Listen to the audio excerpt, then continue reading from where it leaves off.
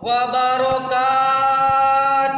Waalaikumsalam warahmatullahi wabarakatuh. Alhamdulillahilladzi hadana li hada wa ma kunna linahtadiya laula an hadana Allah. Asyhadu an la ilaha illallah wahdahu la syarika lahu wa asyhadu anna Muhammadan abduhu wa rasuluhu alladzi la nabiyya ba'da amma ba'd. Hadirin yang berbahagia, alhamdulillah, marilah kita selalu bersyukur kehadirat Allah Subhanahu wa taala yang Maha Ghafur, yang cinta kepada orang yang bersyukur dan tak suka kepada orang yang ingkar, takabur lagi kufur. Salawat dan salam kita sampaikan buat Nabi Suri Tauladan yang membawa umat manusia hidup penuh kesopanan dan keteraturan, yakni Nabi Muhammad sallallahu alaihi wasallam. Biqaulina Allahumma shalli ala sayyidina Muhammad wa ala ali sayyidina Muhammad. Hadirin yang berbahagia, sepanjang sejarah peradaban manusia, ternyata manusia yang hidup di atas dunia ini memanglah beraneka ragam. Mulai dari bahasa, suku, dan agama yang berbeda. Sebagai contoh, Indonesia terbentang dari Sabang sampai Merauke, seluas 1.990.250 km persegi.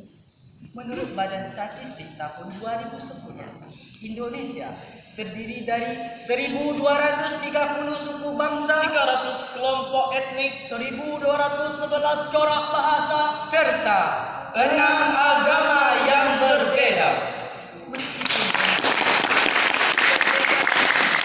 Dikatakan oleh satu semboyan terkemuka, perubahan pandai gajah nada dalam Sumpah Palapa, yaitu Bhinneka Tunggal Ika, walaupun berbeda tapi tetap satu jua.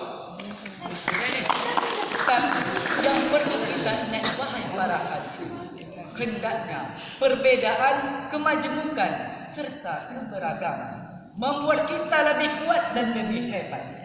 Hindari rasisme dan diskriminisme yang justru membuat kehancuran dalam kehidupan. Mengingat betapa pentingnya kebersamaan dalam perbedaan, maka pada kesempatan ini kami akan menyampaikan carahan Al-Quran yang berjudul Toleransi dalam Kehidupan Masyarakat menurut Al-Quran. Mari kita simak firman Allah dalam Quran surah Al-Hujurat ayat 13 yang akan dibacakan oleh qori kami berikut.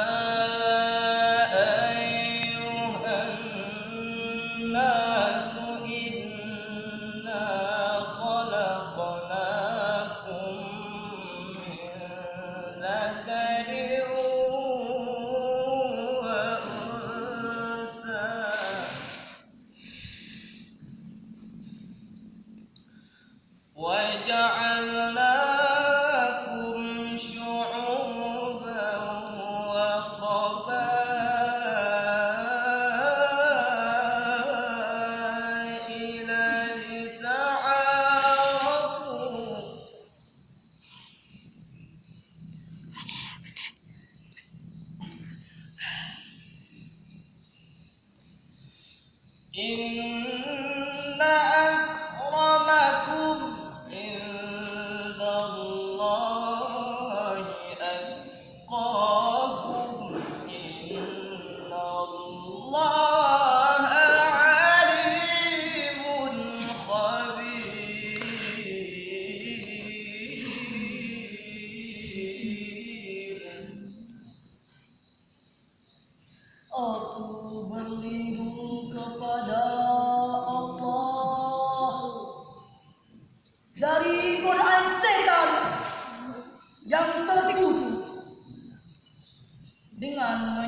asmamu ya Allah, yang maha pengasih lagi maha penyayang.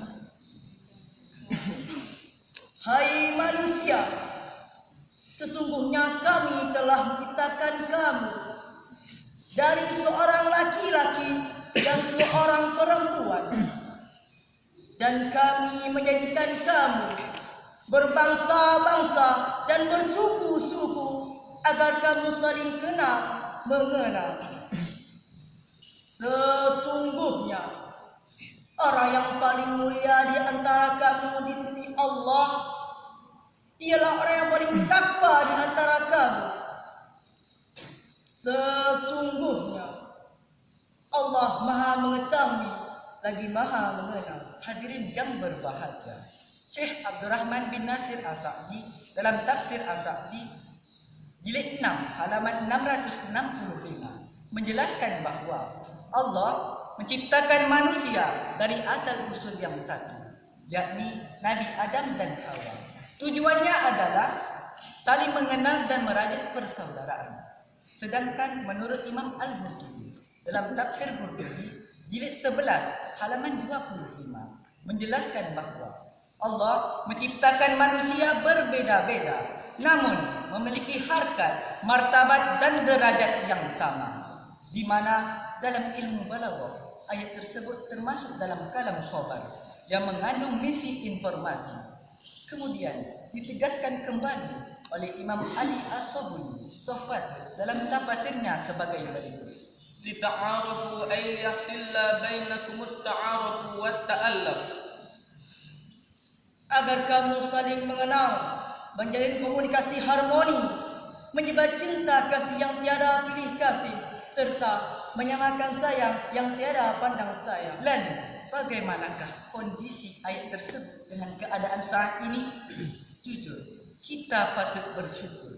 Masih banyak masyarakat Indonesia yang mampu menjaga tali persaudaraan, yang mampu menjaga sikap toleran dalam kehidupan. Namun kita juga tidak bisa menutup mata. Masih banyak masyarakat Indonesia yang menjadikan perbedaan baik suku, bahasa, terutama agama dalam bahan perpecahan. Sehingga hadirin, apa yang terjadi? Muncullah sikap saling bentrok, saling kroyok, saling tonjok, bahkan saling bacok. Hal itu sangat bertolak belakang dengan pernyataan Rasulullah dalam sabdanya, laisa minna man da'a ala asabiyyatin wa laisa minna man mata ala asabiyyatin. bukan termasuk golonganku orang yang memangga-manggakan kesukuan, dan bukan golonganku orang yang mati karena membela, mempertahankan dan memperjuangkan kesukuan. Oleh kerana itu, kami menghimbau untuk sama-sama memperjuangkan, memperkokohkan persatuan dan kesatuan. Mari kita sama junjung tinggi semangat Bhinneka Tunggal Ika dalam kehidupan berbangsa. Maka daripada itu, Allah berfirman dalam Quran surah Ali Imran ayat 103 yang berbunyi, wa'tasimu bihablillahi jami'an wa la tafarraqu